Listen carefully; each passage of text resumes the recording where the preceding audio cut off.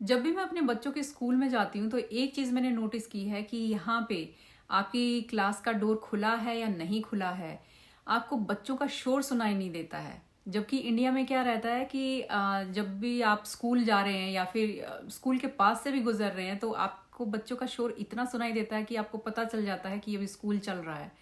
सो ऐसा ये सब देख के मुझे लगा कि आई थिंक यहाँ की जो टीचर हैं मुझे उनसे बात करके देखना चाहिए कि ऐसा क्या है कि यहाँ पे बच्चे आवाज़ ही नहीं करते हैं।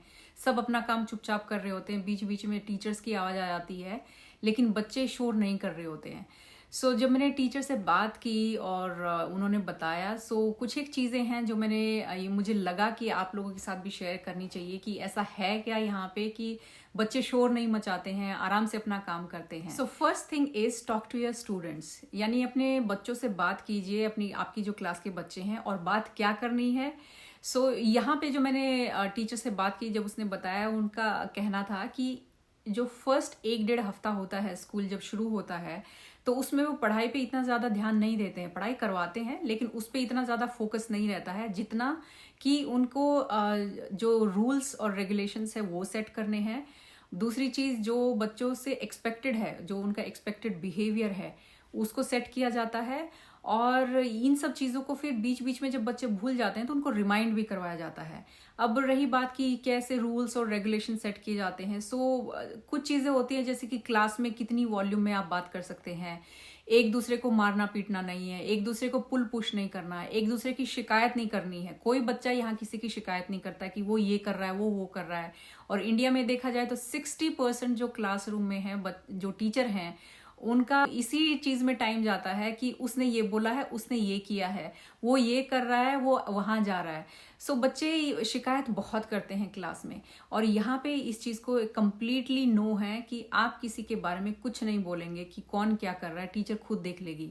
और दूसरी चीज ये भी रहती है कि यहाँ पे जब आप काम कर रहे हैं तो आप अपने ही काम पे फोकस करेंगे, दूसरा क्या कर रहा है उससे आपको कोई मतलब नहीं है। You focus on your work.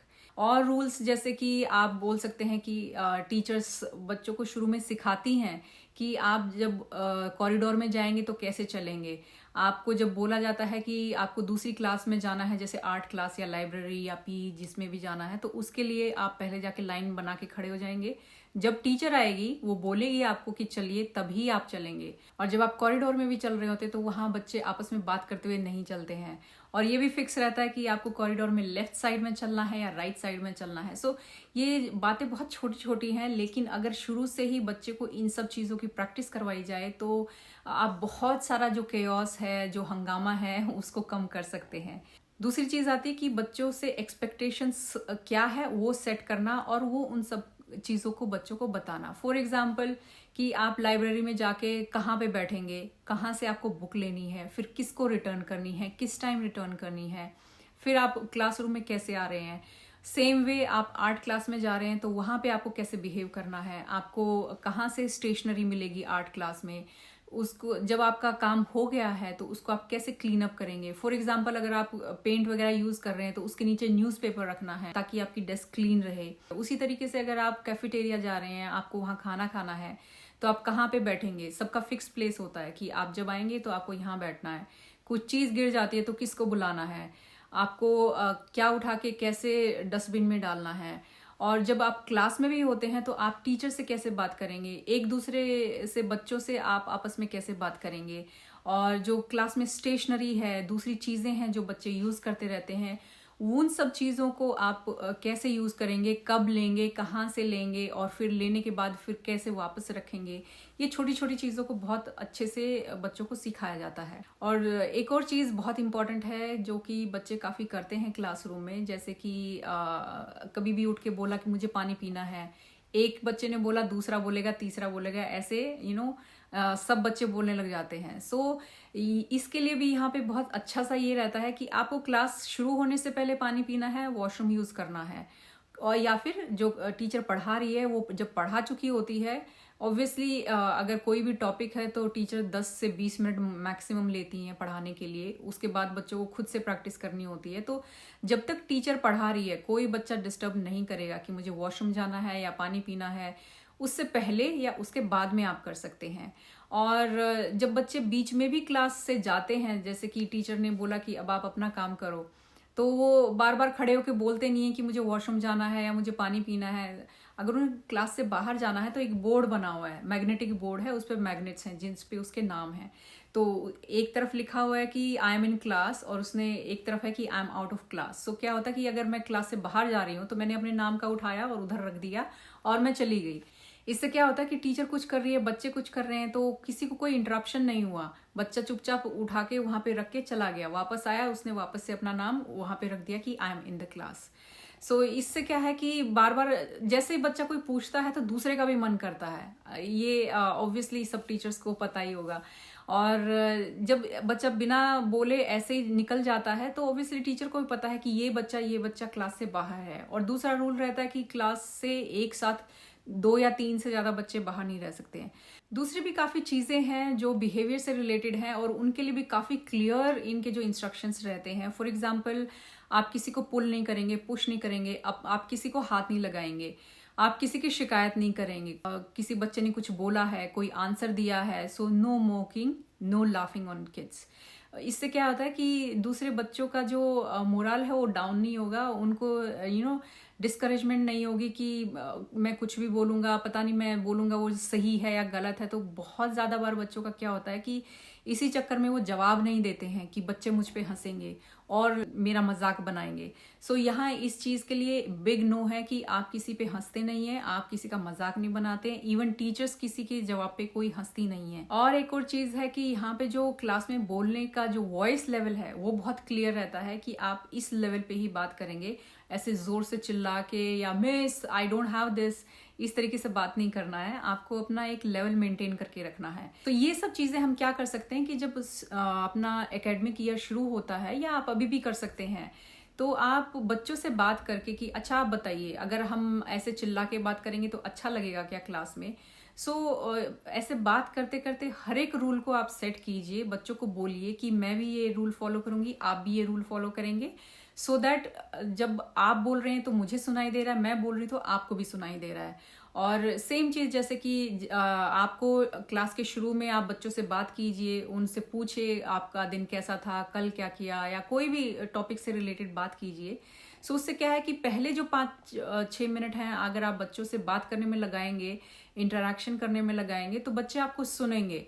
उसके बाद आप बोल सकते हैं कि okay now it's my time to talk, now it's my time to teach, so अब आप मेरी बात सुनेंगे।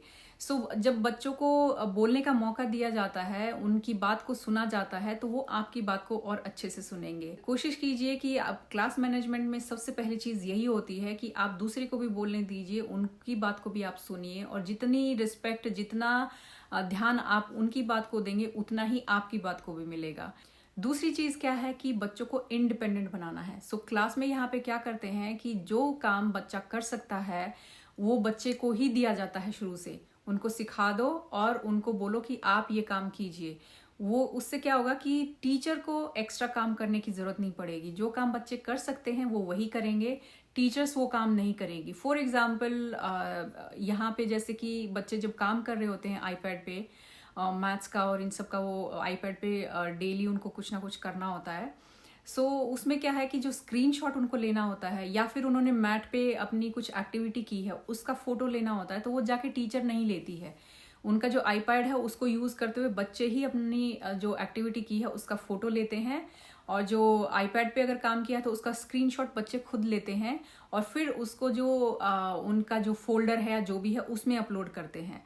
ये काम अगर आप सोचिए कि अगर टीचर को करना हो और क्लास में 20 बच्चे हों तो कितनी बार वो बोलेंगे ma'am I am done, ma'am I am done.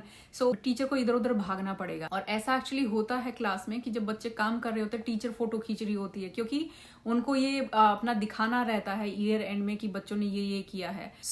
यहाँ पे क्या है कि टीचर जो काम बच्चे कर सकते हैं, अपनी बुक्स लेके आना, वापस रखना, अपनी टेबल को क्लीन करना, जो रिसोर्सेज उन्होंने यूज किए हैं उनको ठीक से वापस रखना, जहां रखना होता है वहीं रखना, वो सब करेंगे। तो उससे क्या है कि जब बच्चे इनकी क्लास छोड़ के जाते हैं एंड में, तो जिस तरीके से सुबह वो साफ सुथरी होती है उसी तरीके से वो साफ सुथरी छोड़ के जाते हैं। तो टीचर को एक्स्ट्रा काम करने की या फिर बोल सकते हैं कि जो एक्स्ट्रा काम वो अवॉइड कर सकती हैं वो काम करने की जरूरत नहीं पड़ती है।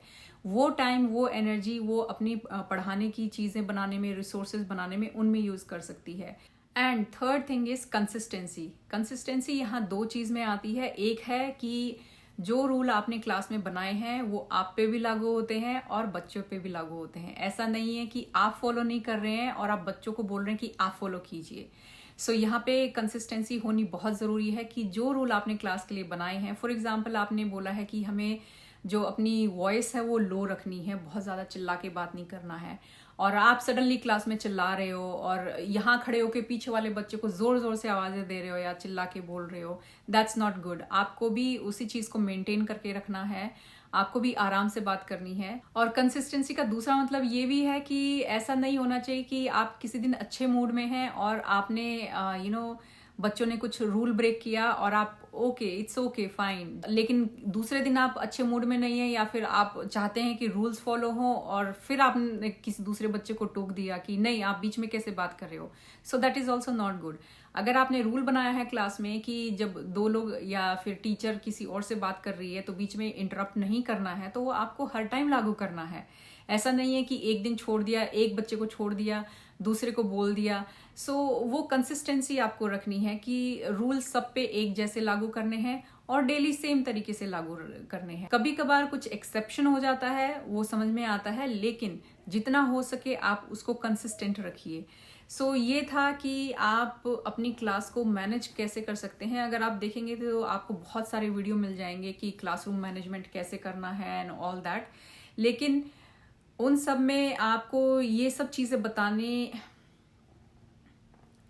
उसमें काफी आपको 10 पॉइंटर या फिर उसमें आपको काफी 5, 10, 15 पॉइंटर्स मिल जाएंगे कि क्लास मैनेजमेंट कैसे करना है।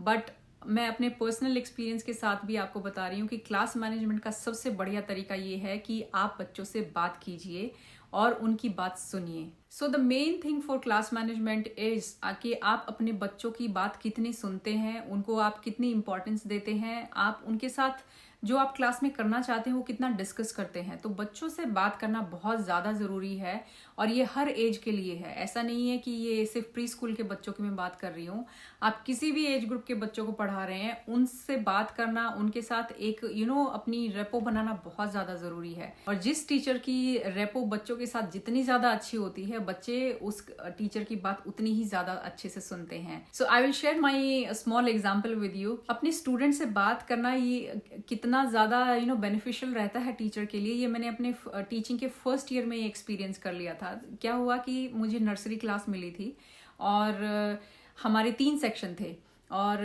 जो 2 सेक्शन थे उनका जो क्लास का कंप्यूटर था उसका स्पीकर काम कर रहा था और मेरे जो क्लास का कंप्यूटर था उसका स्पीकर सडनली काम नहीं कर रहा था। तो जिस दिन बच्चों को आना था, हमें ये पूरी आज़ादी थी कि हम क्लास में राइम्स चला सकते हैं और बच्चों को एंटरटेन कर सकते हैं, क्योंकि नर्सरी में बच्चे 2.5-3 साल के होते हैं तो रोते हैं, अपने पेरेंट्स को मिस करते हैं। तो क्या हुआ कि जो 2 क्लासेस थी उनका स्पीकर काम कर रहा था, मेरी क्लास का स्पीकर काम नहीं कर रहा था और उसको मैंने कंप्लेन भी किया, लेकिन उसको ठीक करने में उनको 1 हफ्ते का टाइम लग गया। और इस बीच क्या हुआ कि जो दूसरी जो क्लासेस थी उनके बच्चे अच्छे से सेटल, पहले दिन ही आराम से बैठे हैं, टीवी तो नहीं, आराम से बैठे हैं, राइम सुन रहे हैं, खाना खाया और ये सब किया और घर चले गए। मेरी क्लास में क्या हो रहा था कि बच्चे रो रहे हैं, इधर उधर भाग रहे हैं। सो 1 हफ्ते में क्या हुआ कि मेरी क्लास भी सेटल हो गई, क्योंकि 1 हफ्ते में बच्चे सेट हो जाते हैं, और जो दूसरी 2 क्लासेस थी अब उनके बच्चे अनसेटल होना शुरू हो गए। उसका रीज़न क्या था कि बाद में मेरी जो कोऑर्डिनेटर है उसने भी बोला कि 1 महीने बाद कि जो तुम्हारे बच्चे हैं, तुम्हारी जो दोनों टीचर हो तुम लोग, हम क्लास में 2 टीचर थे, तुम दोनों की बातें बहुत आराम से सुनते हैं, जबकि जो दूसरी क्लासेस हैं उनके इतनी ज़्यादा अटेंशन पे नहीं करते हैं। सो उसका रीज़न यही था कि 1 हफ्ता जब हमारे पास स्पीकर नहीं थे और हम बच्चों के लिए राइम्स प्ले नहीं कर पा रहे थे, तो हम दोनों टीचर क्या करते थे, बच्चों के साथ बैठते थे, खुद हम गाते थे, उनको हमारे साथ गाने के लिए एनकरेज करते थे, उनसे हम बात करते थे। सो जो आई टू आई कांटेक्ट होता है, फिर उनसे जो आपस में बातें होती थी, उनको इंस्ट्रक्शंस जो हम देते थे और उनके साथ हम बैठ के जब गाते थे, तो उससे क्या हुआ कि हमारी आपस में एक बॉन्डिंग हो गई थी। और उसकी वजह से जब हम बाद में इंस्ट्रक्शंस देते थे तो हमें इस चीज़ में बिल्कुल भी प्रॉब्लम नहीं हुई कि बच्चे सुन नहीं रहे हैं। जबकि दूसरी क्लासेस में क्या हुआ था कि वो एंटरटेनमेंट उनको ऑडियो से मिल रहा था, जो गाने बजाए जा रहे थे, जो राइम्स प्ले की जा रही थी, उनको उनसे एंटरटेनमेंट मिल रहा था। टीचर के साथ जो है वो रेपो उनकी बनी नहीं थी, उनकी बॉन्डिंग हुई नहीं थी। तो एक हफ्ता तो उन्होंने, ठीक है आप राइम सुन रहे हैं, अब वही चीज बार बार रिपीट होगी तो आप कितनी देर तक एंटरटेन होंगे उससे। सो उसके बाद जो अनसेटल होने लगे, पहले उनकी क्लास सेटल हुई, उसके बाद अनसेटल हो गई।